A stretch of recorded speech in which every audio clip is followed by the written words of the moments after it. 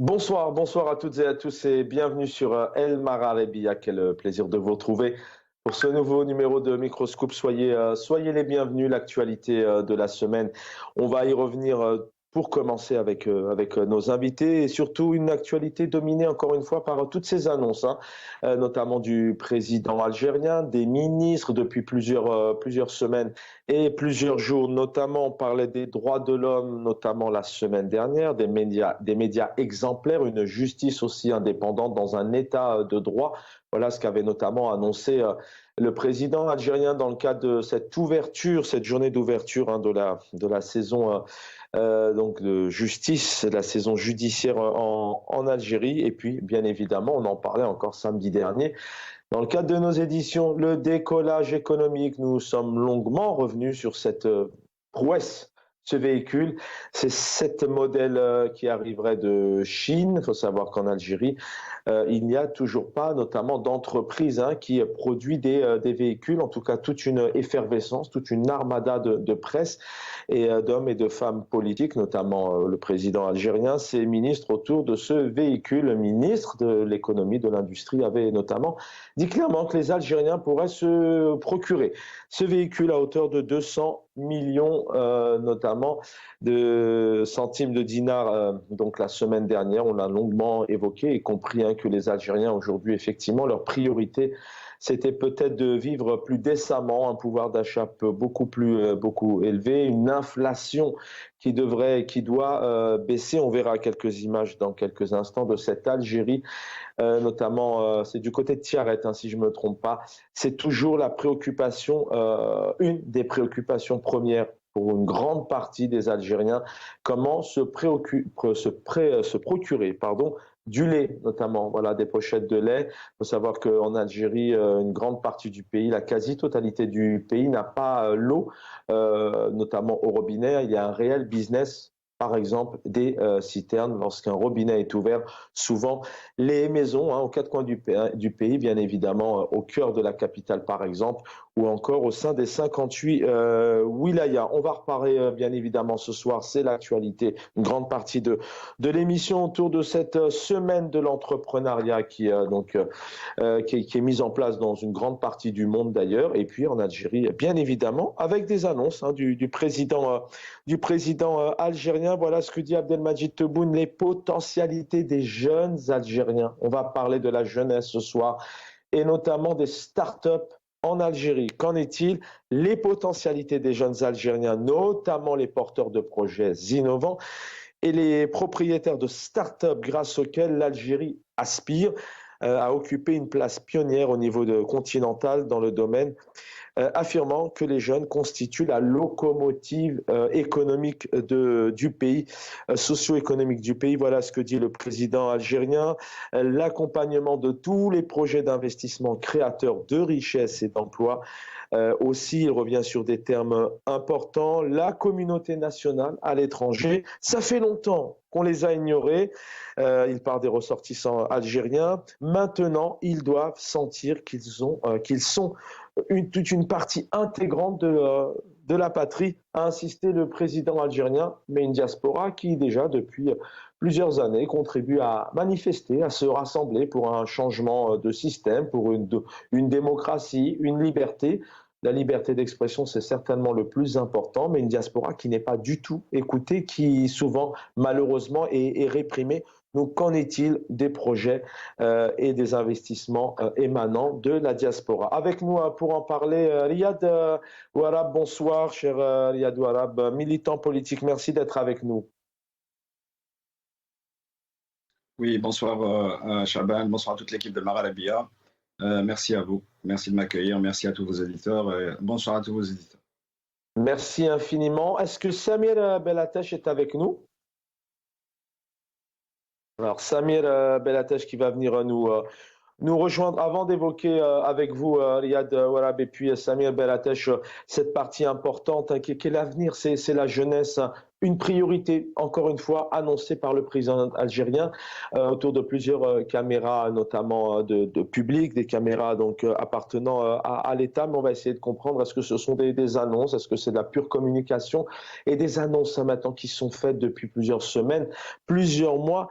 à tous les niveaux, peut-être qu'il s'agit tout simplement de 2024. On va en parler puisque je vous le disais notamment en préambule, la situation notamment et le quotidien des Algériens et des Algériennes laisse à désirer. Plusieurs étudiants, au lieu de créer, d'investir au sein du pays, eh bien, dès qu'ils ont à peine leur bac, pour certains pas du tout, ils tentent coûte que coûte, notamment de quitter le pays. C'est hélas, c'est comme ça, c'est une réalité et ils sont très nombreux malheureusement à avoir péri en mer car ils s'engagent dans des embarcations de fortune pour tenter de quitter malheureusement l'Algérie, un pays qu'ils aiment tant. L'actualité, je voudrais qu'on écoute tout de même ce communiqué, un communiqué, donc un cri de colère, un cri de larmes, un cri d'incompréhension de ces familles dont les enfants sont derrière les barreaux, pour certains 15 ans, 10 ans, 20 ans, pour certains à perpétuité. Notamment, ils accusent ici les autorités, la justice, le pouvoir algérien pour avoir fait voilà, un manque de travail, un manque de sérieux dans le cadre de cette enquête, notamment liée à la disparition, l'assassinat de Jamel Ben Smaïn. C'était en août 2021. On écoute ce communiqué. Nous accusons la justice algérienne d'avoir failli à sa mission d'établir la vérité dans l'affaire des incendies meurtriers de l'été 2021 et du lynchage effroyable de Jamel Ben Smaïl. Nous accusons les autorités et tous les services concernés de ne pas avoir mené d'enquête sérieuse sur la tragédie du 11 août 2021, dans laquelle persistent de grandes zones d'ombre dans le déroulement des faits lors de l'acte ignoble dont a été victime Jamel Ben Smaïl. De même, aucun travail d'investigation sérieux n'a été mené sur les incendies. À ce jour, nous ignorons encore le nombre de victimes, l'importance des dégâts et la réalité de l'existence des rapports d'expertise et de police sur les circonstances de cette catastrophe de l'été 2021. Rappelons la troublante annonce, sans enquête préalable, de l'origine criminelle des incendies par les autorités publiques dès la première vague des feux. La précipitation dans cette affirmation pouvait interroger sur une éventuelle préméditation d'accusations fallacieuses. Nous accusons l'instruction judiciaire de dérives graves dans cette affaire, non-respect de la présomption d'innocence, violation du secret de l'instruction avec des interrogatoires publics transmis sur les médias, irrégularités et incohérences diverses ayant entaché les procédures judiciaires, usage de sévices physiques sur les prévenus pour extorquer des pseudos, aveux et humiliations diverses. Nous accusons Samir Belatej qui vient de nous rejoindre. Bonsoir Samir Belatej, bienvenue. Merci pour l'invitation et bonsoir aux téléspectateurs, où qu'ils soient. Merci infiniment. Messieurs, tout de même, nous avons consacré bien évidemment quelques éditions à ce sujet. Rétro Info de la semaine tout de même. Peut-être 3-4 minutes chacun. Je vais commencer avec vous, Riyad Ouarab. Vous venez d'entendre ce communiqué des familles qui sont révoltées, qui ne comprennent pas d'abord où était la présomption d'innocence. Un ministre de l'Intérieur, dès le lendemain de ces feux, le 10 août 2020, à 10h du matin, des feux qui ont commencé le lundi en fin de journée, dit aux Algériens, c'est criminel sans enquête. On a vu ces inculpés présentés devant les caméras. Quand vous écoutez ce communiqué, Riyad Ouarab, vous êtes aussi en colère, révolté, dans l'incompréhension?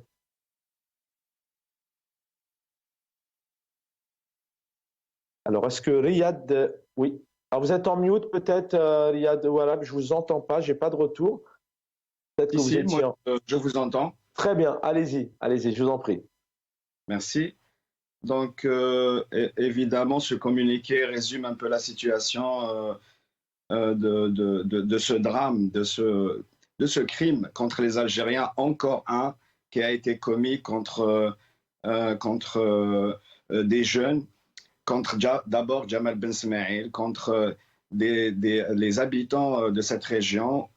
Jusqu'à présent, on ne sait pas encore exactement le nombre de morts, les dégâts qu'a subi cette région.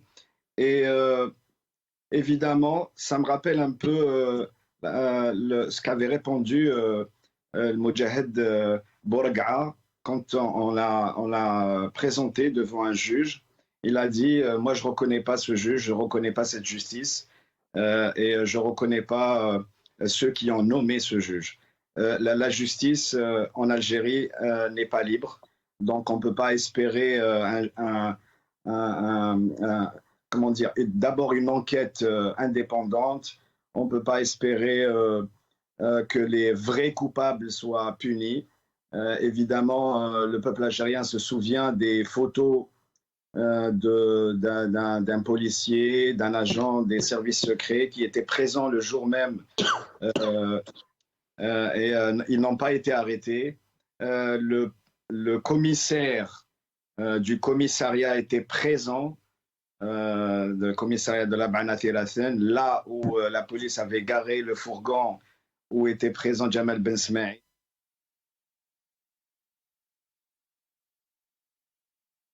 Mais évidemment, le but de cette machiavélique, je vais dire, opération, le crime, c'était bien d'essayer d'arrêter cette région qui était au cœur du Hirak en Algérie. Et c'était évidemment pour arrêter le Hirak, pour faire peur aux gens et essayer de stopper cette révolution pacifique. Donc, pour moi, cette justice n'est pas indépendante.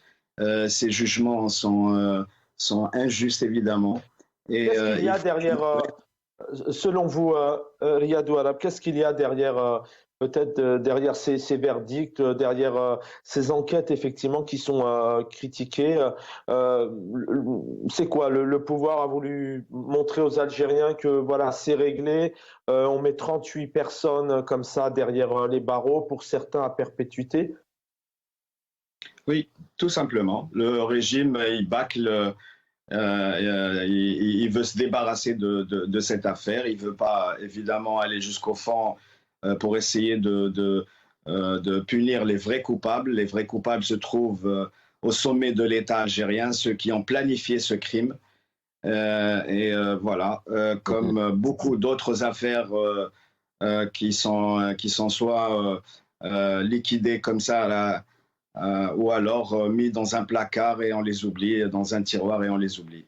C'est vrai qu'ils sont nombreux, malheureusement, à être derrière les barreaux pour certains depuis plusieurs mois, voire plusieurs années, qui n'ont pas encore d'ailleurs rencontré tout simplement d'avocats ou leur famille. Hein. Ce sont des retours que nous avons, hein, notamment de personnes révoltées. Samuel Belateche, je viens à vous, bien évidemment. Vous avez entendu ce communiqué. Je pense que peut-être aussi vous êtes révolté, mais une question aussi qu'on se pose, et c'est une question qui fâche que nous posons au sein de notre chaîne.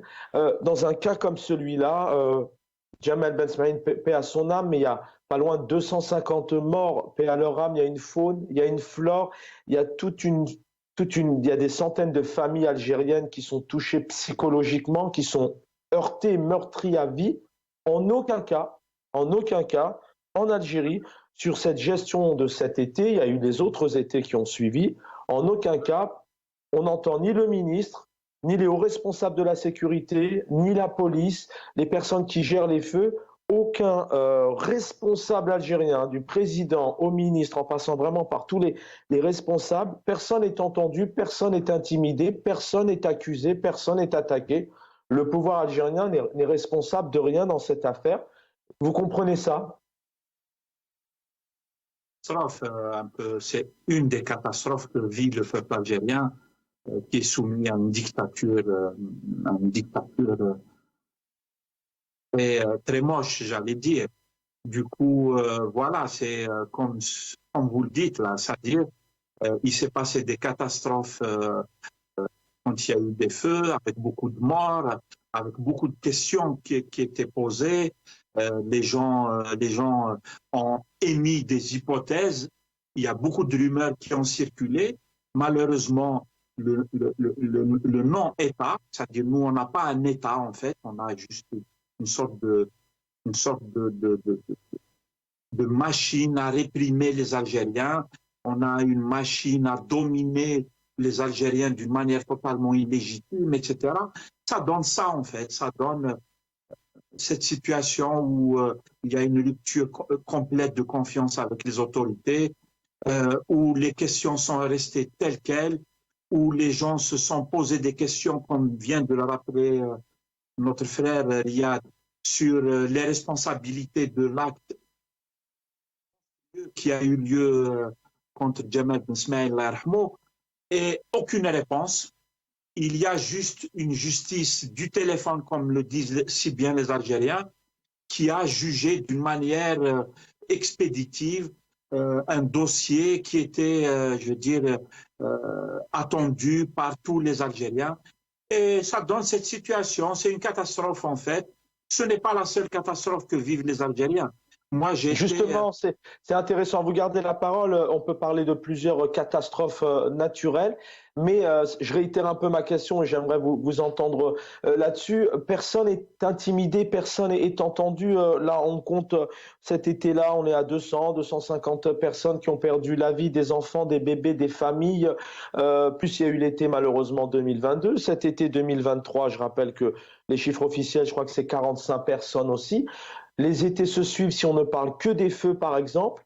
Mais voilà, encore une fois, personne n'est entendu, pas de ministre, parce que ces personnes-là, elles devraient aussi répondre devant la justice, normalement dans un état normal, j'ai envie de dire.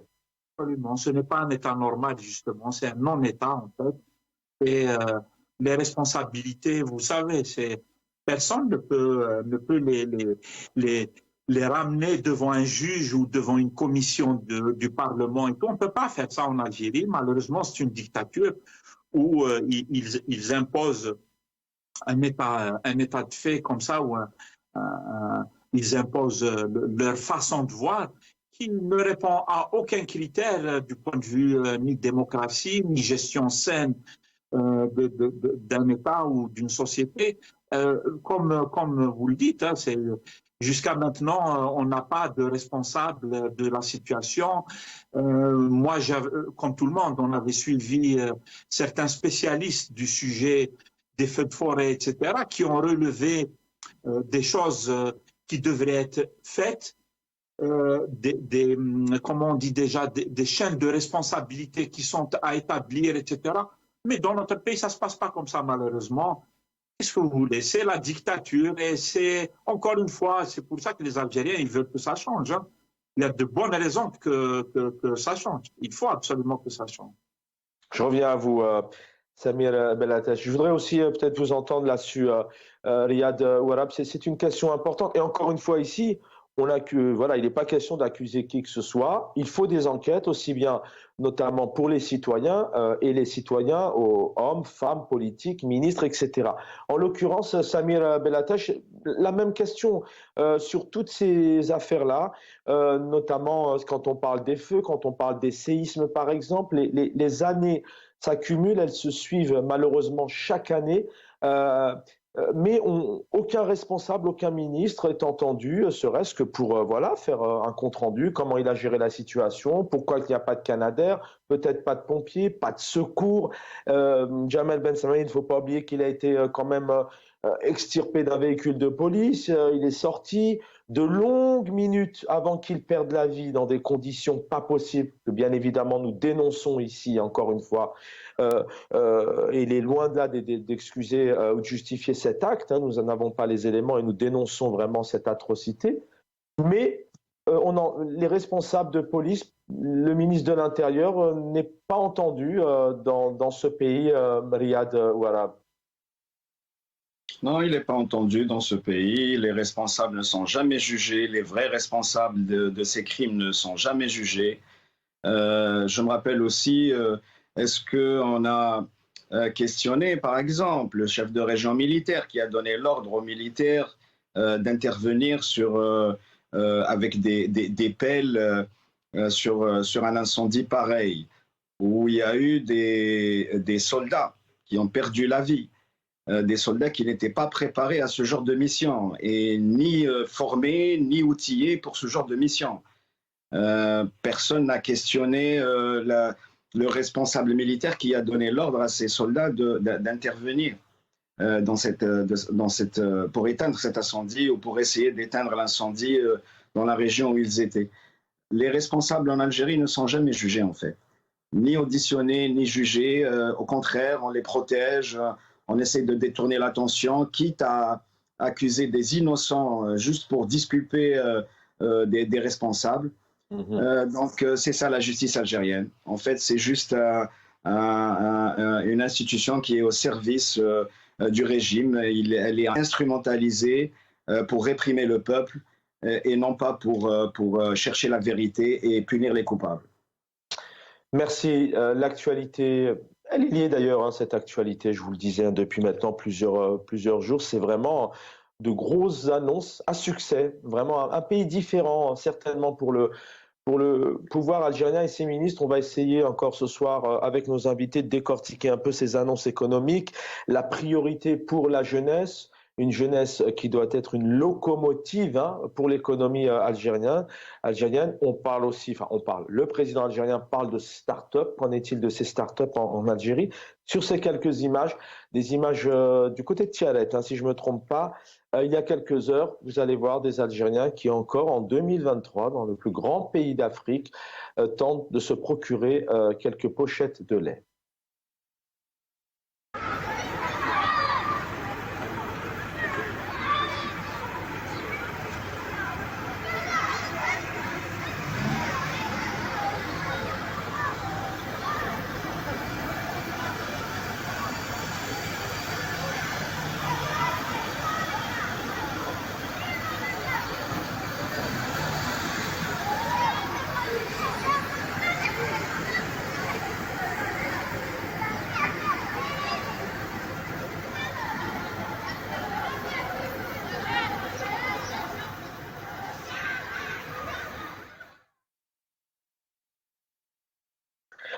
Samir Bellateche, je reviens à vous. D'un point de vue général, il se passe énormément d'annonces positives d'ailleurs. On aimerait bien d'ailleurs, même nous, on essaye, encore une fois, je rappelle aux téléspectateurs qu'on essaye d'avoir vraiment des éléments sur des réalisations faites dans le cadre de cette mandature, bientôt 4 ans, le 12 décembre prochain d'Abdelmadjid Tebboune. Nous n'avons pas, hein, d'éléments économiquement, en termes d'économie, en termes de réalisation concrète. Quand on voit ces images aujourd'hui en 2023, un pays où l'eau courante n'existe pas, problème de transport, problème de lait tout simplement. Voilà, les Algériens, les Algériennes font la queue devant ces commerces, ces épiceries pour essayer d'avoir des pochettes de lait. Et d'un côté, Samuel Bellateche, c'est l'actualité de cette semaine, la semaine entrepreneuriat, notamment dans le monde et en Algérie. Un président qui, voilà, les startups, la jeunesse, nous avons les moyens. Allez-y, comment vous vivez un peu ces deux mondes? Effectivement, je pense que maintenant on a l'habitude, nous les Algériens. En fait, il y a leur monde qui est un monde imaginaire. C'est un peu, on dirait ou on dira l'Algérie Potemkin, comme on dit. C'est-à-dire, elle est imaginaire. Il y a des choses, il y a des rues, elles sont belles, il y a des villas, il y a la belle vie, etc. Tout ça est faux, tout ça est imaginaire, tout ça est créé de toutes pièces pour faire croire qu'il y a un monde.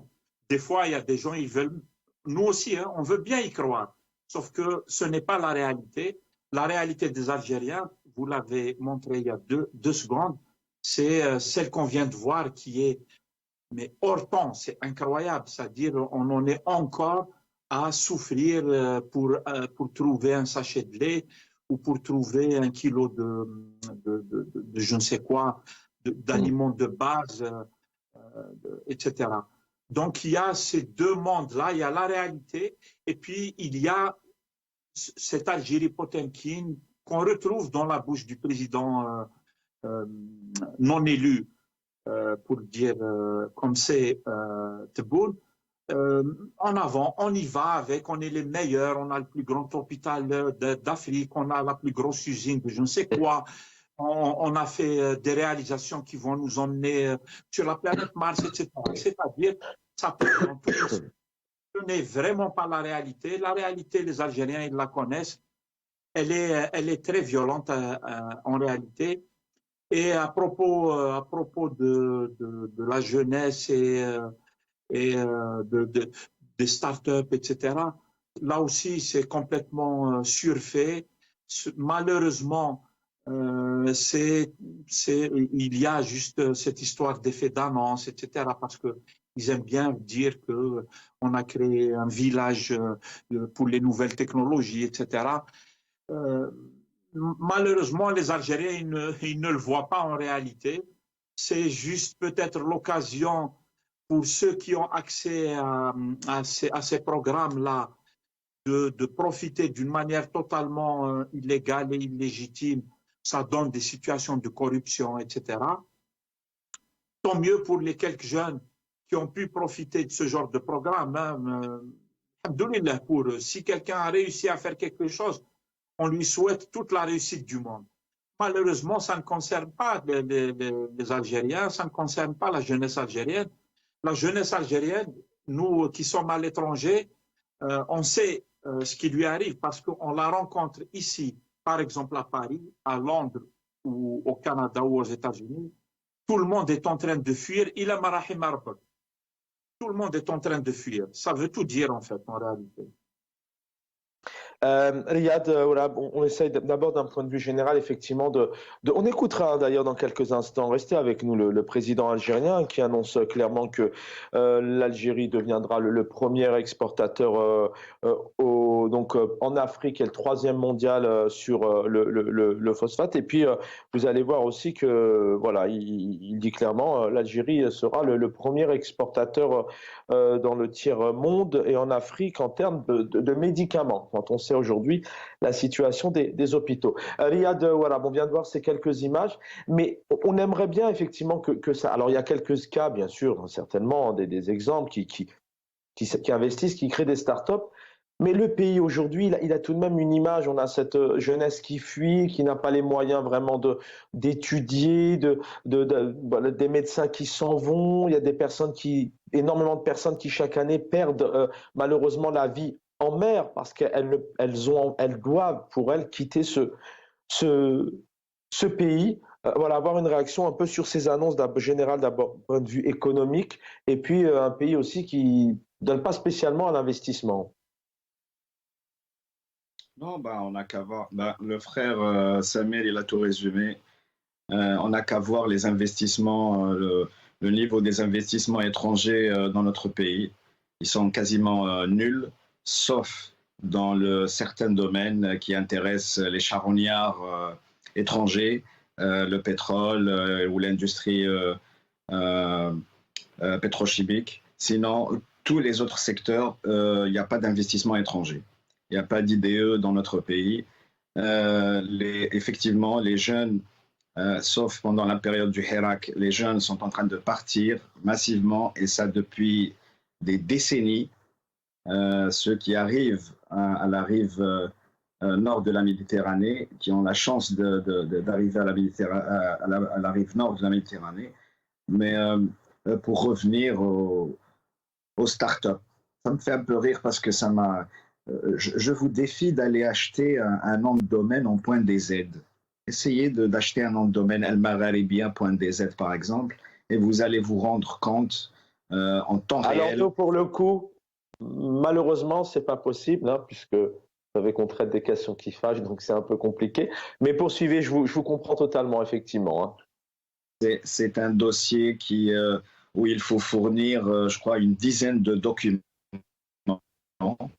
Là, à l'étranger, on peut acheter un nom en .eu ou en ce que vous voulez, en .com ou ce que vous voulez. On peut l'acheter en 3-4 minutes. En Algérie, pour acheter un nom de domaine en .dz, il faut fournir une douzaine de documents, il faut déposer une demande, il faut attendre que l'administration vous donne l'accord. Et voilà les startups chez nous. Évidemment, les gens qui vivent à Club des Pins, ils n'ont pas ce genre de problème. Ceux qui sont aussi tout près de Club des Pins, c'est-à-dire à la cité Abdallah, qui était censé être un pôle multimédia, antique, comme ils appellent ça, Jaza El Jadida, eux, je pense qu'ils n'ont pas de souci. Ils ont accès au foncier, ils ont accès au crédit, ils ont accès... voilà, mais on ne voit pas de résultat. On voit pas de résultat.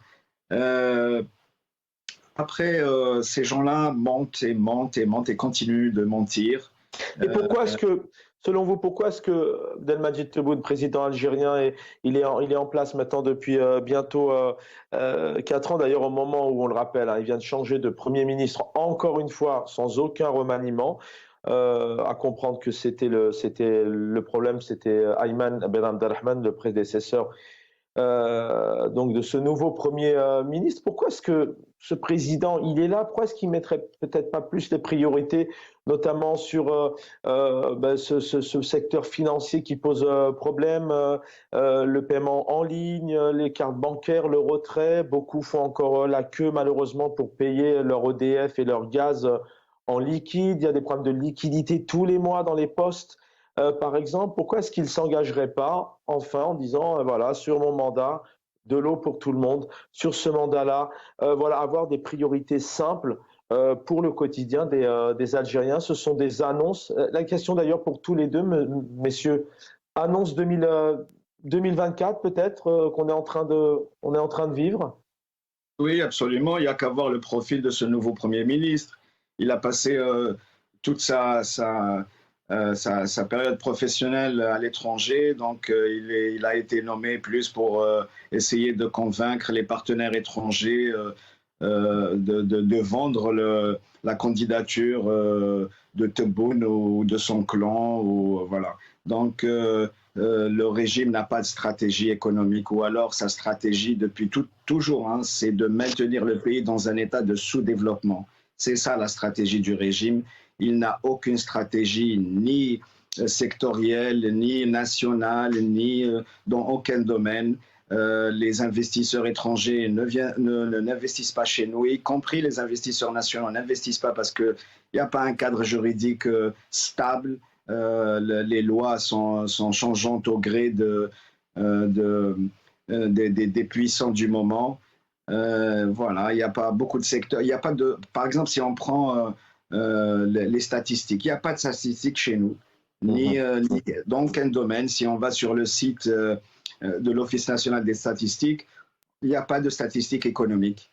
Problème de recensement, effectivement, aussi. Hein. Restez avec nous, je reviens à vous, Yadou Arab. On va écouter ici Abdelmajid Tebboune, président algérien, qui parle, pour lui, voilà, l'Algérie, première en Afrique, troisième au monde en termes de production du phosphate. On se retrouve tout de suite après. ماهوش سر لما نوصل الفوسفات لعنابة الميناء عنابة إن شاء الله نكون وصلت إلى إنتاج قوي جدا في الفوسفات. نصبح أول منتج ولا في العالم، ربما ثالث منتج، ولكن أول منتج في القارة وفي المحيط المباشر تاعنا. اليوم لما نتكلم عن الفوسفات انتم تعرفوا باللي افريقيا كلها، امريكا اللاتينيه، كل الناس تحتاج المخصبات نتاع الارض، لي زونغري ولي تري، اساسها سي لي فوسفات لي برودوي فوسفاتي. Un autre secteur qui pose aussi plusieurs questions en Algérie, d'ailleurs vous le savez, hein, c'est pas un scoop, de tout temps les présidents algériens et encore aujourd'hui les ministres, les généraux se soignent à l'étranger. Et ça c'est pas un scoop, hein, pour le coup vous le savez, dernièrement Abdelmajid Tebboune est allé se faire soigner en Allemagne notamment. Les médicaments pour le président algérien, donc l'Algérie en termes d'export, en tant qu'exportateur, va rapidement devenir le premier du tiers-monde et en Afrique. On l'écoute, hein, ce sont ses mots. رئيس الجمهورية أكد أيضا أن الدولة عازمة على دعم الصناعة الصيدلانية المحلية لتحقيق الريادة في هذا المجال إفريقيا.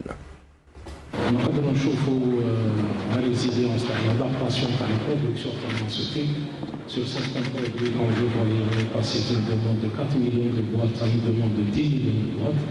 لا يعطيكم الصحة، سي لا برودكسيون فارماسيوتيك. أنا تبعتها دو بري.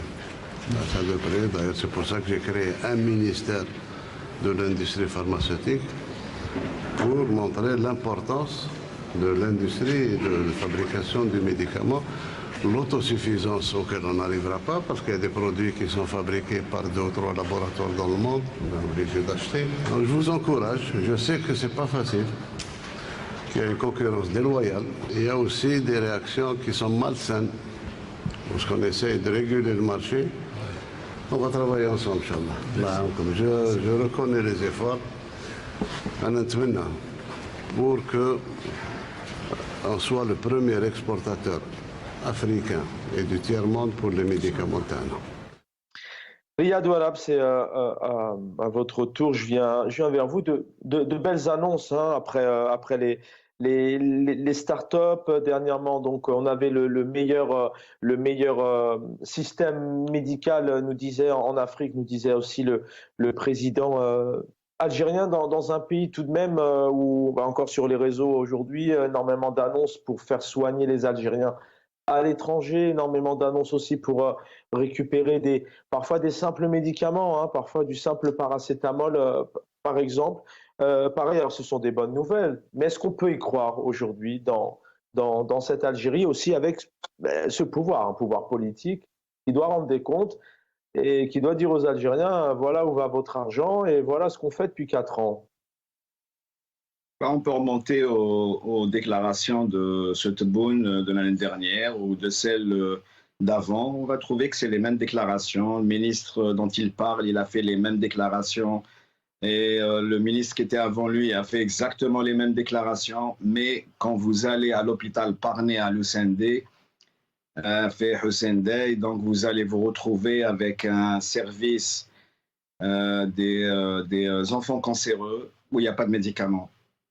Il n'y a pas de médicaments pour le cancer dans les hôpitaux. Le matériel est cassé, il n'y a pas de pièces de rechange. On envoie les patients pour faire des scanners ou des échographies à l'extérieur de l'hôpital. Ça coûte cher. Il n'y a qu'à voir.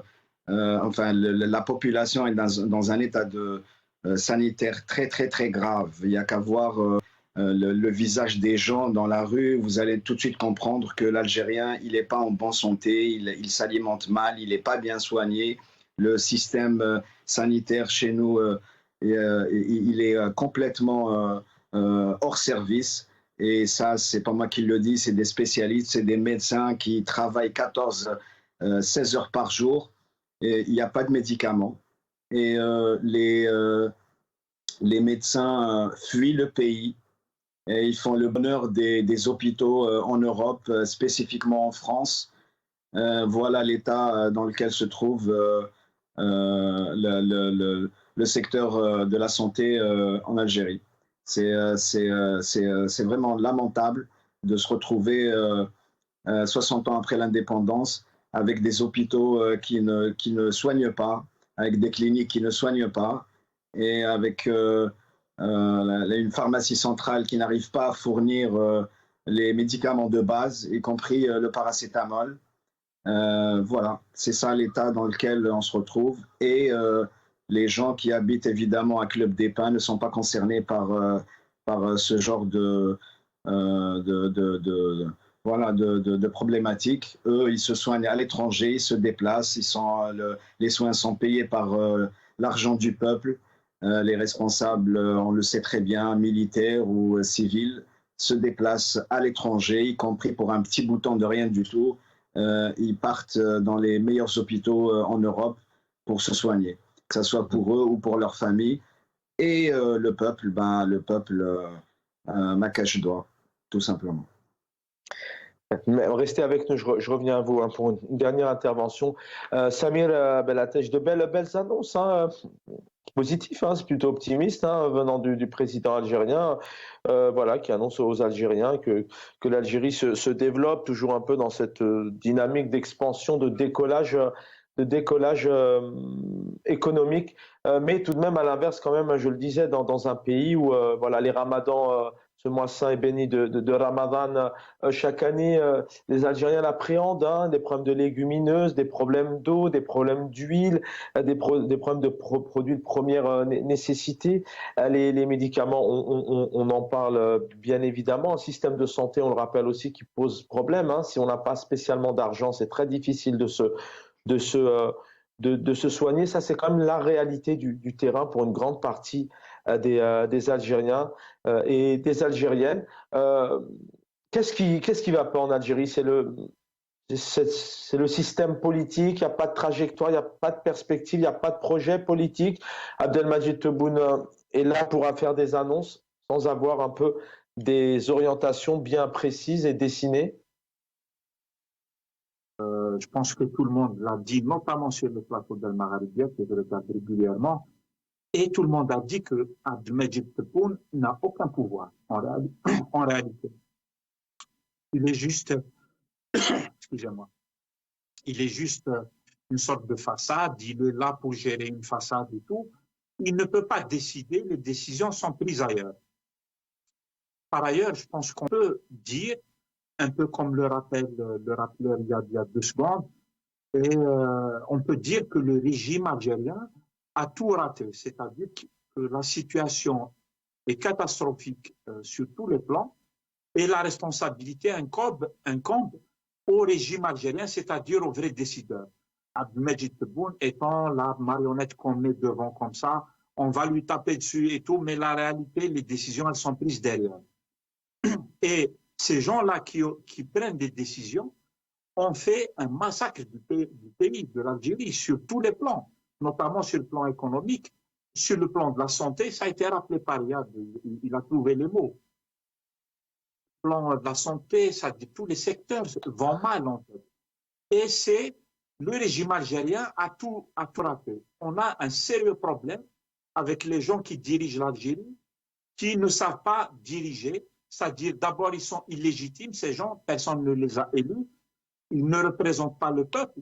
Et à rajouter à cela, une tare très méchante, c'est qu'ils ne savent pas gérer ni l'économie, ni le secteur de la santé, encore moins le secteur de la recherche scientifique, l'université. L'école est dans une situation lamentable.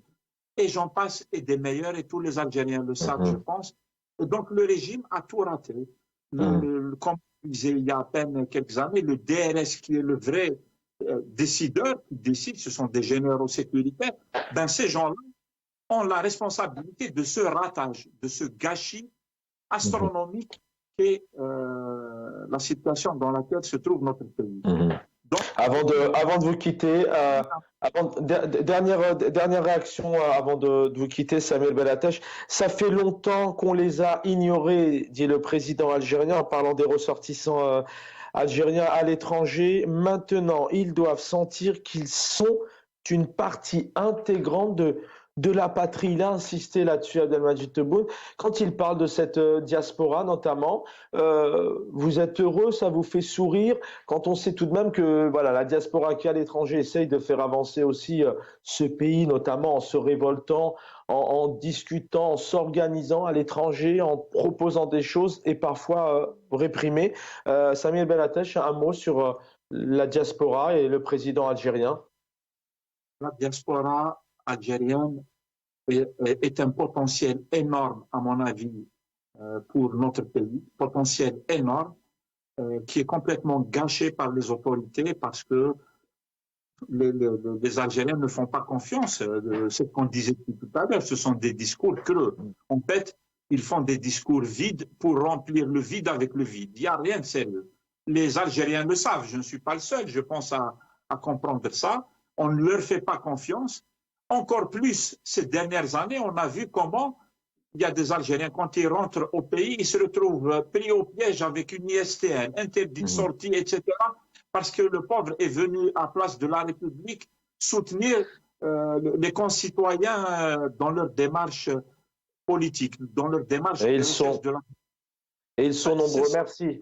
Réservé à la diaspora.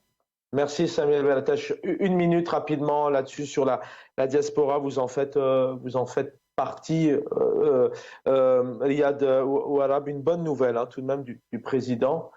C'est une priorité ici. Ça vous évoque quoi? Ça vous fait sourire, je vois. Une petite remarque par rapport aux médicaments. J'ai oublié de préciser qu'il y a un médicament qui est disponible partout en Algérie, qu'on appelle le Lyrica. Communément, on appelle ça le Sarour. Lui, il est disponible partout en Algérie. Par rapport à la diaspora, juste une précision.